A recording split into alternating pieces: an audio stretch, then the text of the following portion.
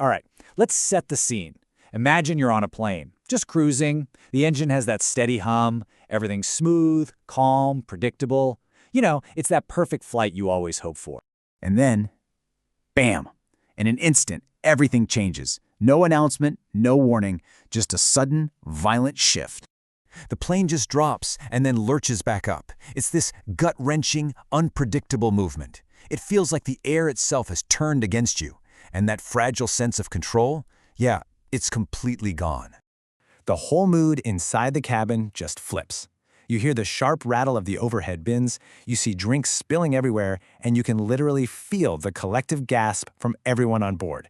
It's just sudden chaos. And with that chaos, you know what comes next, right? Fear. And it arrives fast. Hands that were just relaxed are now gripping the armrests with white knuckles. Eyes that were reading are now squeezed shut. Up at 30,000 feet, fear doesn't waste any time. But here's the thing. In the middle of all this rising panic, there's an anomaly. A single point of absolute stillness in a cabin that's filled with anxiety. He's this young kid sitting by the window, and he looks like he's all by himself, maybe 10, 11 years old. He's so small his feet don't even quite touch the floor. To everyone else, he's just a child, in a situation that's got grown adults terrified.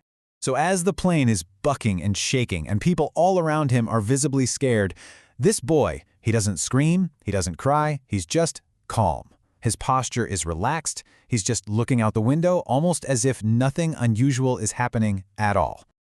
So, after what feels like an eternity, the turbulence finally eases up. The plane stabilizes, and a man, sitting nearby, his voice still a little shaky, leans over to the boy.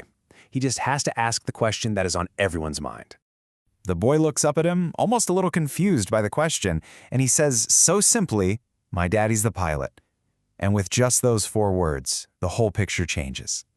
You see, the point here isn't about the shaking stopping. It's about the presence of trust. And that simple statement he made, well, it invites us to really break down what that means. His calm didn't come because he was pretending the turbulence wasn't real. Oh no, he felt every single bump, just like everyone else. The difference was his perspective. His confidence wasn't in the machine, it was in the person flying it. This lays out the two mindsets perfectly, doesn't it?